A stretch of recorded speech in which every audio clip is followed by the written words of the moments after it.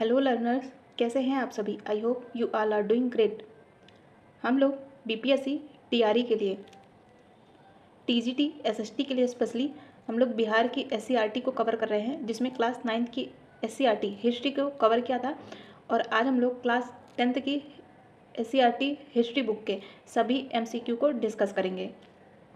तो यहाँ से डायरेक्ट एग्जाम में क्वेश्चन देखने को मिलते हैं, जिसमें पहला चैप्टर है यूरोप में राष्ट्रवाद। पहला क्वेश्चन कहता है कि इटली और जर्मनी वर्तमान में किस महादेश के अंतर्गत आते हैं। तो ये यूरोप महाद्वीप का हिस्सा है। नेक्स्ट है, फ्रांस में किस शासक वंश की पुनर्स्थापना वियना कांग्रेस के द्वारा की जाती है। तो ये की जाती है बूर्बो राजवंश की। तो फ्रांस में वियना कांग्रेस के तहत क्रांति के पूर्व की व्यवस्था को स्थापित करने के लिए बूर्बो राजवंश को पुनर्स्थापित किया जाता है और लुई 18वां फ्रांस का राजा बनता है। और जो लुई 18वां था, इसने प्रतिक्रियावादी तथा सुधारवादी शक्तियों के मध्य सामंजस्य स्थापित करने का प्रयास किया और इसी उद्देश्य से उसने 2 जून 1814 को सम्राट की ओर से संवैधानिक घोषणा पत्र भी जारी किए, जो कि 1848 तक फ्रांस में चलते रहे। और चार्ल्स 10वें के शासनकाल में इसमें कुछ परिवर्तन भी किए जाते हैं, लेकिन इसका परिणाम 1830 की क्रांति के रूप में सामने आता है। नेक्स्ट है, मेजनी का संबंध किस संगठन से था। तो ये था कार्बोनरी संगठन से। तो इटली में 1820 में कुछ राज्यों में संवैधानिक सुधारों के लिए नागरिक आंदोलन होने लगे थे और एक गुप्त दल जो कि कार्बोनरी संगठन था, यह राष्ट्रवादियों के द्वारा गठन किया जाता है। इसका उद्देश्य था कि छापामार युद्ध के द्वारा राजतंत्र को नष्ट करके गणतंत्र की स्थापना करना। और प्रसिद्ध राष्ट्रवादी नेता मेजनी, इनका संबंध भी कार्बोनरी संगठन से था। नेक्स्ट है, इटली और जर्मनी के एकीकरण के विरुद्ध निम्न में कौन था। तो उसमें ऑस्ट्रिया था। नेक्स्ट है, गैरीबाल्डी पेशे से क्या था। तो यह एक नाविक था और गैरीबाल्डी मेजनी के विचारों का समर्थक था, लेकिन बाद में यह काबूल के प्रभाव में आकर संवैधानिक राजतंत्र का पक्षधर हो गया था। और बात करें गैरीबाल्डी की, तो इसने अपने कर्मचारियों तथा स्वयं सेवकों की सशस्त्र सेना बनाई थी और इसने अपने सैनिकों को लेकर इटली के प्रांत सिसिली तथा नेपल्स पर आक्रमण भी किया था। और गैरीबाल्डी ने यहीं पर गणतंत्र की स्थापना की तथा विक्टर इमैनुअल प्रतिनिधि के रूप में वहाँ की सत्ता संभालते हैं। और काबूल ने उसके दक्षिणी अभियान का भी समर्थन किया था। किसके? गैरीबाल्डी के। नेक्स्ट है, जर्मन राइन राज्य का निर्माण किसने किया था। तो ये क्या गया था? नेपोलियन बोनापार्ट के द्वारा। तो जर्मन एकीकरण की पृष्ठभूमि निर्माण का श्रेय नेपोलियन बोनापार्ट को दिया जाता है। इसने 1806 में जर्मनी प्रदेश को जीतकर राइन राज्य संघ का निर्माण किया और यहीं से जर्मन राष्ट्रवाद की भावना बढ़ती है।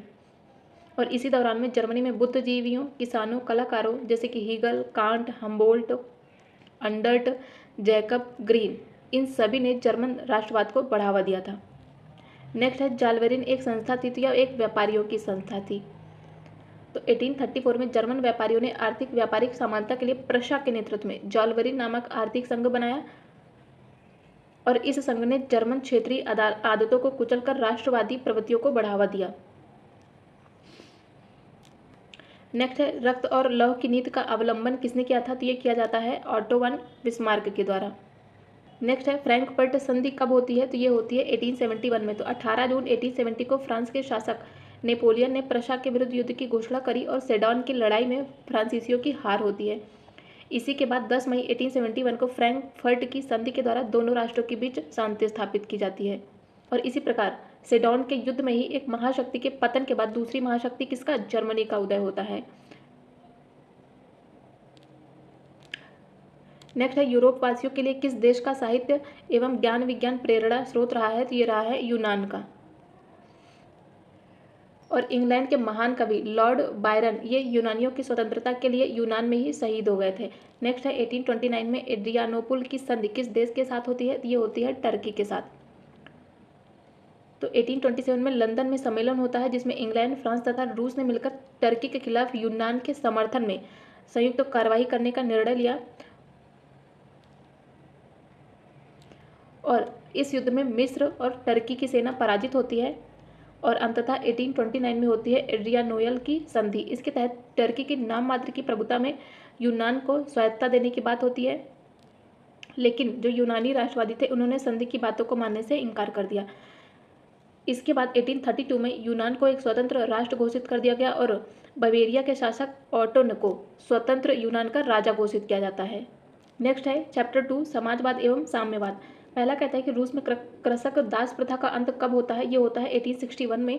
तो रसिया में जनसंख्या का बहुसंख्यक भाग कृषि पर ही थे। 1861 में जार एलेक्जेंडर द्वितीय के द्वारा कृषि दासता समाप्त कर दी जाती है, लेकिन इससे किसानों की स्थिति में सुधार नहीं होता। नेक्स्ट है रूस में जार का अर्थ क्या होता था। तो रूस का सम्राट होता था जार। तो 1917 से पूर्व रोमनोव राजवंश का शासन था। उस समय रूस का सम्राट को जार कहा जाता था, अर्थात जार का अर्थ क्या है, रूस का सम्राट। और रूस में कठोर राजनीतिक संरचना भी स्थापित थी। जार निकोलस द्वितीय ये राजा के दैवीय अधिकारों में विश्वास रखता था तथा उसी के शासनकाल में क्रांति भी हुई थी। नेक्स्ट है कार्ल मार्क्स का जन्म कहाँ हुआ था। तो ये हुआ था जर्मनी में। कब हुआ था। 5 मई 1818 को जर्मनी के राइन प्रांत में ट्रियर नगर में एक यहूदी परिवार में हुआ था। कार्ल मार्क्स की बात करें तो मार्क्स ने एंगल्स के साथ मिलकर 1848 में एक साम्यवादी घोषणा पत्र प्रकाशित किया जिसे आधुनिक समाजवाद का जनक कहा जाता है। मार्क्स ने 1867 में दास कैपिटल नामक पुस्तक की रचना की जिसे समाजवादियों की बाइबल कहा जाता है। नेक्स्ट है साम्यवादी शासन का पहला प्रयोग कहाँ होता है। ये होता है रूस में। तो साम्यवादी शासन का पहला प्रयोग रूस में होता है। रूस का पहला साम्यवादी प्लेखानोव था जो कि रूस में जारशाही की निरंकुशता समाप्त करके साम्यवादी व्यवस्था की स्थापना करना चाहता था। इसने 1898 में रशियन सोशल डेमोक्रेटिक पार्टी की स्थापना की और यह साम्यवादी दल का पूर्ववर्ती भी था। जल्द ही 1903 में साधन और अनुशासन के मुद्दे पर पार्टी में फूट पड़ जाती है। इसके परिणाम स्वरूप जो बहुमत वाला दल होता है बुल्शेविक कहलाता है तथा अल्पमत वाला दल मंशेविक कहलाता है। मेंशेविक की बात करें तो यह मध्य वर्गीय क्रांति के पक्षधर थे, लेकिन बोल्शेविक की बात करें तो यह सर्वहारा क्रांति के पक्षधर थे। बोल्शेविक क्रांति नवंबर 1917 में होती है और इस क्रांति ने एक नई राजनीतिक सामाजिक व्यवस्था साम्यवाद का आदर्श उपस्थित करने के साथ ही विश्व में सर्वप्रथम सर्वहारा वर्ग की सत्ता की स्वीकृति का भी प्रयास किया था। नेक्स्ट है यूटोपियन समाजवादी कौन नहीं था। तो इसमें लुई ब्ला, सेटा साइमन तथा रॉबर्ट ओवन तो थे, लेकिन कार्ल मार्क्स नहीं था। तो इसका हो जाएगा ऑप्शन सी। नेक्स्ट है वार एंड पीस किसकी रचना है। तो ये टॉल्स्टॉय की रचना है। नेक्स्ट है बोल्शेविक क्रांति कब होती है। तो ये होती है नवंबर 1917 में। तो लेनिन ने 3 नारे दिए थे, भूमि, शांति तथा रोटी। ये महत्वपूर्ण शब्द याद रखिएगा। और लेनिन ने बल प्रयोग के द्वारा केरेंस्की सरकार को उलट देने का निश्चय किया और सेना तथा जनता दोनों ने इसके साथ देते हैं। तो 7 नवंबर 1917 को बोल्शेविकों ने पेट्रोग्राद के रेलवे स्टेशन, बैंक, डाकघर तथा टेलीफोन केंद्र, कचहरी आदि अन्य सरकारी भवनों पर अधिकार कर दिया। केरेंस्की रूस छोड़कर भाग जाता है। इसी के साथ ही रूस की महान बोल्शेविक क्रांति नवंबर 1917 में होती है। इसे ही अक्टूबर क्रांति के नाम से भी जाना जाता है। नेक्स्ट है लाल सेना का गठन किसने किया था। तो ये किया जाता है ट्राटस्की के द्वारा। नेक्स्ट है लेनिन की मृत्यु कब होती है। ये होती है 1924 में। नेक्स्ट है ब्रेस्ट लिटोवस्क की संधि किन देशों के बीच होती है। तो ये होती है रूस तथा जर्मनी के बीच। नेक्स्ट है चैप्टर 3 हिंद चीन में राष्ट्रवादी आंदोलन। पहला क्वेश्चन है कि हिंद चीन क्षेत्र में कौन से देश आते हैं। तो इसमें आता है कंबोडिया, वियतनाम तथा लाओस। नेक्स्ट है अंकोर वाट का मंदिर कहाँ स्थित है। तो ये है कंबोडिया में और ये न्यूज़ में भी रहा है, तो ये याद रखिएगा, महत्वपूर्ण है। कंबोडिया की बात करें तो इसकी स्थापना 4वीं शताब्दी में होती है और यहाँ का शासक भारतवंशी था। कंबोज या कंबोडिया राज्य भारतीय संस्कृति का प्रधान केंद्र था। 12वीं शताब्दी में राजा सूर्यवर्मन द्वितीय ने अंकोर वाट मंदिर का निर्माण करवाया था। नेक्स्ट है हिंद चीन पहुंचने वाले प्रथम व्यापारी कौन थे। तो इसमें हो जाएगा पुर्तगीज। नेक्स्ट है हिंद चीन में बसने वाले फ्रांसीसी क्या कहे जाते थे। तो इन्हें कोलोन कहा जाता था। नेक्स्ट है नरोत्तम सिंघानुक कहाँ के शासक थे। तो ये कंबोडिया के शासक थे। तो 1954 में कंबोडिया के स्वतंत्र राज्य बनने के बाद कंबोडिया में संवैधानिक राजतंत्र को स्वीकार कर राजकुमार नरोत्तम सिंघानुक को शासक बनाया जाता है और नरोत्तम सिंघानुक ने 1954 से कंबोडिया को गुट निरपेक्षता तथा तटस्थता की नीति पर चलाना शुरू किया था। नेक्स्ट है the history of the loss of Vietnam किसने लिखा था। तो ये लिखा गया था फॉन वोई चाउ के द्वारा और 1903 में इन्होंने दुई तान हुई नामक एक क्रांतिकारी संगठन की स्थापना की जिसका नेता कुआंग दे को बनाया जाता है। नेक्स्ट है मार्च 1946 में फ्रांस और वियतनाम के बीच होने वाला समझौता किस नाम से जाना जाता है। तो इसे हनोई समझौता के नाम से जाना जाता है। नेक्स्ट है, किस प्रसिद्ध दार्शनिक ने एक अदालत लगाकर अमेरिका को वियतनाम युद्ध के लिए दोषी करार दिया था? तो हो जाएंगे रसेल। नेक्स्ट है, हिंद चीनी क्षेत्र में अंतिम युद्ध समाप्ति के समय अमेरिकी राष्ट्रपति कौन थे? तो इसमें हो जाएंगे निक्सन। नेक्स्ट है, हुआ हुआ आंदोलन किस प्रकृति का था? तो यह एक क्रांतिकारी धार्मिक प्रकृति का था। नेक्स्ट है, चैप्टर 4 भारत में राष्ट्रवाद। पहला कहता है कि गदर पार्टी की स्थापना किसने और कब करी थी? तो यह लाला हरदयाल के द्वारा 1913 में की जाती है। तो अमेरिका और कनाडा में बसे भारतीयों में रहने वाले भारतीय क्रांतिकारियों ने लाला हरदयाल के प्रयास से 1913 में गदर पार्टी की स्थापना करके भारत में सशस्त्र क्रांति का प्रयास किया था। नेक्स्ट है, जलियांवाला बाग हत्याकांड किस तिथि को होता है? तो ये होता है 13 अप्रैल 1919 को। और इस घटना के बाद पंजाब में मार्शल लॉ लागू कर दिया जाता है। और इस घटना के घटित होने की पृष्ठभूमि की बात करें तो अंग्रेज सरकार ने भारत में रोलेट एक्ट 1919 पारित किया था। रोलेट एक्ट की बात करें तो यह था क्या? तो इसके माध्यम से किसी भी भारतीय को बिना अदालत में मुकदमा चलाए जेल में बंद कर दिया जाता था। इस कानून के लागू होने के बाद इस कानून का विरोध करने के लिए जलियांवाला बाग में भीड़ एकत्रित होती है, जिस पर अंग्रेजों ने अंधाधुंध गोलियां चलाई थी, जो कि आगे चलकर जलियांवाला बाग हत्याकांड के नाम से जाना जाता है। रोलेट एक्ट को ही बिना अपील, बिना वकील तथा बिना दलील का कानून भी कहा गया था। नेक्स्ट है, लखनऊ समझौता कब होता है? ये होता है 1916 में।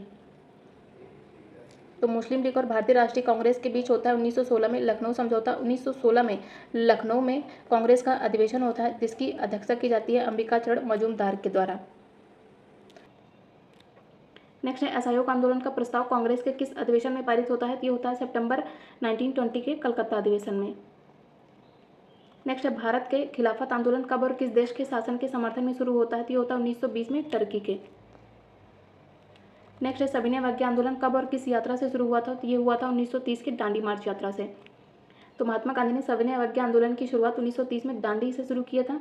महात्मा गांधी ने 12 मार्च 1930 को साबरमती से लेकर अपने 78 अनुयायियों के साथ दांडी के ऐतिहासिक यात्रा शुरू करी थी, और उनकी ये यात्रा 14 दिनों में 240 किलोमीटर की दूरी तय करते हैं। और 6 अप्रैल 1930 को वो दांडी पहुंचे और वहाँ पे समुद्र के पानी से नमक बनाकर उन्होंने नमक कानून का उल्लंघन किया था। नेक्स्ट है, पूर्ण स्वराज की मांग का प्रस्ताव कांग्रेस के किस वार्षिक अधिवेशन में पारित होता है? तो ये होता है 1929 के लाहौर अधिवेशन में रावी नदी के तट पर, जिसकी अध्यक्षता की जाती है जवाहरलाल नेहरू जी के द्वारा। नेक्स्ट है, राष्ट्रीय स्वयं सेवक संघ की स्थापना कब और किसने की थी? तो ये की जाती है 1925 में KB हेडगेवार के द्वारा। नेक्स्ट है, वल्लभ भाई पटेल को सरदार की उपाधि किस किसान आंदोलन के दौरान दी जाती है? तो ये दी जाती है बारदोली। बारदोली किसान आंदोलन कब होता है? फरवरी 1928 में गुजरात के सूरत जिले के बारदोली तालुका में होता है, और ये लगान वृद्धि के खिलाफ होता है ये आंदोलन, ये भी याद रखेंगे। नेक्स्ट है, रंपा विद्रोह कब हुआ था? तो ये हुआ था 1916 में। कहाँ पे हुआ था? आंध्र प्रदेश में हुआ था, जिसका नेतृत्व करते हैं अल्लूरी सीताराम राजू। नेक्स्ट है, स्पिनिंग जेनी का आविष्कार कब होता है? तो ये होता है 1764 में। नेक्स्ट है, सेफ्टी लैंप का आविष्कार किसने किया था? तो ये किया जाता है हम्फ्री डेवी के द्वारा। नेक्स्ट है, बम्बई में सर्वप्रथम सूती कपड़ों के मिलों की स्थापना कब होती है? तो ये होती है 1851 में। और पारसी उद्योगपति कावजी नाना भाई डावर ने 1854 में पहला कारखाना निर्मित किया, और तभी से इन उद्योगों का इतिहास भारत में शुरू होता है। नेक्स्ट है, 1917 में भारत में पहली जूट मिल किस शहर में स्थापित की जाती है? तो ये की जाती है कलकत्ता में। नेक्स्ट है, मजदूरों की आजीविका एवं उनके अधिकारों को ध्यान में रखते हुए भारत सरकार ने किस वर्ष न्यूनतम मजदूरी कानून पारित किया था? तो ये किया जाता है 1948 में। नेक्स्ट है, जमशेदजी टाटा ने Tata iron and steel company की स्थापना कब करी थी? तो ये की जाती है 1907 में, और ये क्वेश्चन पूछा भी गया है TRE में। नेक्स्ट है, भारत में Tata hydro electric power station की स्थापना कब होती है? ये होती है 1910 में। और 1955 में भिलाई में किसके सहयोग से? रसिया के सहयोग से। राउरकेला में जर्मनी के सहयोग से, तथा दुर्गापुर में ब्रिटेन के सहयोग से इस्पात कारखाने की स्थापना की जाती है। नेक्स्ट है, इंग्लैंड में सभी स्त्री एवं पुरुषों को वयस्क मताधिकार कब प्राप्त होता है? तो ये होता है 1918 में। नेक्स्ट है, अखिल भारतीय ट्रेड यूनियन कांग्रेस की स्थापना कब होती है? ये होती है 1920 में। तो 31 अक्टूबर 1920 को अखिल भारतीय ट्रेड यूनियन कांग्रेस की स्थापना की जाती है, और लाला लाजपत राय उसके प्रधान बनाए जाते हैं। और 1920 में ही अंतर्राष्ट्रीय श्रमिक संघ मतलब कि इंटरनेशनल लेबर ऑर्गेनाइजेशन की भी स्थापना की जाती है। 1926 में मजदूर संघ अधिनियम मतलब कि ट्रेड यूनियन एक्ट पारित होता है, जिसके द्वारा पंजीकृत मजदूर संघों को मान्यता प्रदान की जाती है। भारत के लिए पहला फैक्ट्री एक्ट कब पारित होता है? तो ये होता है 1881 में। और इसके द्वारा क्या होता है कि 7 वर्ष से कम आयु के बच्चों को कारखाने में कार्य करने पर प्रतिबंध लगाया जाता है और 12 वर्ष से कम आयु के बच्चों को काम का घंटा तय किया जाता है तथा महिलाओं के भी काम के घंटे तथा मजदूरी को निश्चित किया जाता है इसी के तहत। नेक्स्ट है सामंती व्यवस्था से हटकर किस प्रकार की शहरी व्यवस्था की प्रकृति बढ़ी है? तो ये हो जाएगी प्रगतिशील प्रवृत्ति। नेक्स्ट है शहर को आधुनिक व्यक्ति का किस प्रकार का क्षेत्र माना जाता है? तो ये हो जाएगा प्रभाव क्षेत्र। नेक्स्ट है स्थायी कृषि के प्रभाव से कैसा जमाव संभव हुआ है? तो ये हुआ है संपत्ति का। नेक्स्ट हम बात करेंगे एक प्रतियोगी एवं उद्यमी प्रवृत्ति से प्रेरित किस प्रकार की अर्थव्यवस्था लागू की गई है? तो ये हो जाएगी मुद्रा प्रधान अर्थव्यवस्था। नेक्स्ट है आधुनिक काल में औद्योगिकीकरण ने किसके स्वरूप को गहन रूप से प्रभावित किया है? तो ये क्या है? शहरीकरण को। नेक्स्ट है जनसंख्या का घनत्व तो सबसे अधिक कहाँ होता है? तो ये होता है महानगरों में। नेक्स्ट है 1810 से लेकर 1880 तक लंदन की आबादी 10 लाख से बढ़कर कहाँ तक पहुँच गई? ये पहुँच गई है 40 लाख तक। नेक्स्ट है लंदन में अनिवार्य प्राथमिक शिक्षा कब लागू होती है? तो ये होती है 1870 में। नेक्स्ट है कौन सा सामाजिक वर्ग बुद्धिजीवी वर्ग के रूप में उभर कर आता है? तो हो जाएगा मध्यम वर्ग। नेक्स्ट है दुनिया की सबसे पहली भूमिगत रेल के पहले खंड का उद्घाटन कब किया जाता है? तो ये किया जाता है 1863 में। और यह रेल लाइन लंदन की पैडिंगल और कैरिंगटन स्ट्रीट के बीच स्थित थी और पहले दिन के यात्रियों की संख्या कितनी रही है? 10,000। और 1880 ईस्वी तक भूमिगत रेल नेटवर्क का विस्तार हो चुका था जिसमें सालाना 4 करोड़ यात्री यात्रा करते थे। नेक्स्ट है चैप्टर 7 कि प्राचीन काल में किस स्थल मार्ग से एशिया और यूरोप का व्यापार होता था? तो ये होता था रेशम मार्ग से। नेक्स्ट है पहला विश्व बाजार के रूप में कौन सा शहर उभर कर आया है? तो ये हो जाएगा अलेक्जेंड्रिया। और यदि हम बात करें अलेक्जेंड्रिया की, तो यह 3 महादेशों अफ्रीका, यूरोप तथा एशिया के व्यापार का केंद्र रहा है और इस शहर को लाल सागर के मुहाने पर प्रेजेंट में इजिप्ट के उत्तरी क्षेत्र महान यूनानी विश्व विजेता सम्राट सिकंदर ने स्थापित किया था। नेक्स्ट है आधुनिक युग में अर्थव्यवस्था के क्षेत्र में होने वाली सबसे बड़ी क्रांति कौन सी थी? तो हो जाएगी औद्योगिक क्रांति। नेक्स्ट है गिरमिटिया मजदूर बिहार के किस क्षेत्र से भेजे जाते थे? तो हो जाएगी पश्चिमी क्षेत्र से। तो गिरमिटिया मजदूर पूर्वी यूपी, पश्चिमी बिहार, पंजाब, हरियाणा से गन्ने की खेती के लिए Jamaica, Fiji, Trinidad, tobacco, Mauritius आदि देशों में से लाया जाता था। और गिरमिटिया मजदूर जो थे ये औपनिवेशिक देशों के ऐसे श्रमिक थे जिन्हें एक निश्चित समझौते द्वारा निश्चित समय के लिए ब्रिटिश शासित प्रदेशों में ले जाया जाता था। नेक्स्ट है विश्व बाजार का विस्तार आधुनिक काल में किस समय से प्रारंभ हुआ है? तो ये हुआ है 18वीं शताब्दी से। नेक्स्ट है विश्वव्यापी आर्थिक संकट किस वर्ष में आरंभ होता है? तो ये होता है 1929 में। तो प्रथम महायुद्ध ने यूरोप की आर्थिक स्थिति को कमजोर कर दिया और इसके अतिरिक्त कृषि क्षेत्र में अति उत्पादन की समस्या फर्स्ट वर्ल्ड वॉर के बाद ही बनती है और बहुत से लोगों ने कर्ज लिया था और यह कर्ज अमेरिकी पूंजीपतियों ने यूरोपीय देशों को दिया था। इसी के कारण अमेरिका में घरेलू संकट की स्थिति उत्पन्न होती है और बहुत से बैंक दिवालिया घोषित हो जाते हैं। इसी वजह से 1929 तक विश्व में आर्थिक मंदी छा जाती है। इसका सबसे ज़्यादा प्रभाव पड़ता है अमेरिका पर। नेक्स्ट है आर्थिक संकट मतलब कि मंदी के कारण यूरोप में कौन सी नई शासन प्रणाली का उदय होता है? तो ये होता है साम्यवादी शासन प्रणाली। नेक्स्ट है ब्रिटेन वुड्स सम्मेलन किस वर्ष होता है? ये होता है 1944 में। तो जुलाई 1944 में अमेरिका स्थित न्यू हैम्पशायर के ब्रिटेन वुड्स नामक स्थान पर संयुक्त राष्ट्र मौद्रिक और वित्तीय सम्मेलन होता है। इसमें विश्व बैंक तथा अंतर्राष्ट्रीय मुद्रा कोष मतलब कि IMF की स्थापना होती है और यह सम्मेलन ब्रिटेन वुड्स नाम में हुआ था, इसलिए इसका नाम पड़ता है ब्रिटेन वुड्स सम्मेलन। नेक्स्ट है भूमंडलीकरण की शुरुआत किस दशक में होती है? ये होती है 1990 के दशक में। तो भूमंडलीकरण शब्द का सबसे पहले प्रयोग USA के जॉन विलियमसन ने 1990 में किया था और दक्षिण अमेरिका महाद्वीप में USA के द्वारा इसे अपनी महत्वपूर्ण आर्थिक नीति के रूप में पहले आरंभ किया जाता है। नेक्स्ट है द्वितीय महायुद्ध के बाद यूरोप में कौन सी संस्था का उदय आर्थिक दुष्प्रभावों को समाप्त करने के लिए हुआ था? तो ये हो जाएगा यूरोपीय संघ। नेक्स्ट है चैप्टर 8 है प्रेस संस्कृति एवं राष्ट्रवाद। पहला क्वेश्चन है कि महात्मा गांधी ने किस पत्र का संपादन किया था? उनके द्वारा किया जाता है यंग इंडिया का संपादन। कॉमनवेल्थ की बात करें तो इसका संपादन किया जाता है एनी बेसेंट के द्वारा। नेक्स्ट है किस पत्र ने रातों रात वर्नाकुलर प्रेस एक्ट से बचने के लिए अपनी भाषा बदल दी थी? तो ये हो जाएगी अमृत बाजार पत्रिका। तो मोतीलाल घोष के संपादन में 1868 में अंग्रेजी बांग्ला साप्ताहिक के रूप में अमृत बाजार पत्रिका का प्रेस के इतिहास में महत्वपूर्ण स्थान था। यदि हम बात करें वर्नाकुलर प्रेस एक्ट की तो 1878 में लॉर्ड लिटन के द्वारा लाया जाता है और इसे हटाता कौन है? तो इसे हटाता है रिपन वर्नाकुलर प्रेस एक्ट को, तो ये भी याद रखेंगे। नेक्स्ट है 13वीं सदी में किसने ब्लॉक प्रिंटिंग के नमूने यूरोप में पहुंचाए थे, तो ये हो जाएगा मार्को पोलो। कहाँ का था ये? इटली का था। नेक्स्ट है गुटेनबर्ग का जन्म किस देश में हुआ था, तो ये होता है जर्मनी में। यदि बात करें गुटेनबर्ग की, थी इन्होंने ज्ञान और अनुभव से टुकड़ों में बिखरी हुई मुद्रण कला के ऐतिहासिक शोध को संगठित और एकत्रित किया तथा टाइपों के लिए पंच मैट्रिक्स गोल्ड बनाने और योजनाबद्ध तरीकों से कार्य आरंभ किया था। नेक्स्ट है गुटेनबर्ग ने सर्वप्रथम किस पुस्तक की छपाई करी थी, तो इनके द्वारा की जाती है बाइबल की। नेक्स्ट है इंग्लैंड में मुद्रण कला को पहुंचाने वाले कौन थे, तो ये हो जाएंगे कैक्सटन।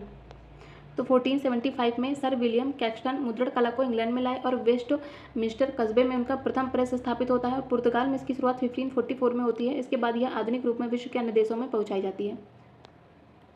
नेक्स्ट है किसने कहा था कि मुद्रण ईश्वर की दी हुई महानतम देन है, सबसे बड़ा तोहफा, तो ये कहा जाता है मार्टिन लूथर किंग के द्वारा। नेक्स्ट है रूसो कहाँ का दार्शनिक था, तो ये फ्रांस का दार्शनिक था और इसकी प्रसिद्ध पुस्तक है द सोशल कॉन्ट्रैक्ट। तो रूसो को हम लोगों ने क्लास 9th की भी एससीईआरटी में डिस्कस किया है। नेक्स्ट है विश्व में सर्वप्रथम मुद्रण की शुरुआत कहाँ होती है, ये होती है चाइना में। तो चाइना के बाद मुद्रण जापान और कोरिया में विकसित होता है और इसकी शुरुआत 594 ईस्वी में लकड़ी के ब्लॉक के माध्यम से की जाती है और 712 ईस्वी तक यह चीन के सीमित क्षेत्रों में फैल जाता है और 708 तक इसकी लोकप्रियता चाइना जापान तक भी बढ़ जाती है और मुद्रण कला के आविष्कार और विकास का श्रेय किसको जाता है? चाइना को जाता है। नेक्स्ट है किस देश की सिविल सेवा परीक्षा ने मुद्रित पुस्तकों की मांग बढ़ाई थी, तो ये हो जाएगा चाइना। तो हम लोगों ने क्लास 9th और 10th दोनों की ही बिहार की एससीईआरटी के हिस्ट्री के सभी क्वेश्चन को डिस्कस किया है। इसके बाद हम लोग पॉलिटी के भी क्लास 9 10th के भी क्वेश्चन को डिस्कस करेंगे और ये आने वाले टीआरई सिर्फ 9 10th ही नहीं, साथ में 6 8 के लिए भी बहुत ही ज़्यादा महत्वपूर्ण होंगे एसएसटी के लिए, तो इन्हें स्किप नहीं करिएगा। साथ ही यदि सेशन हेल्पफुल लगे तो प्लीज़ वीडियो को लाइक करिएगा, चैनल को सब्सक्राइब और अपने फ्रेंड्स के साथ शेयर जरूर करिएगा। Thank you so much.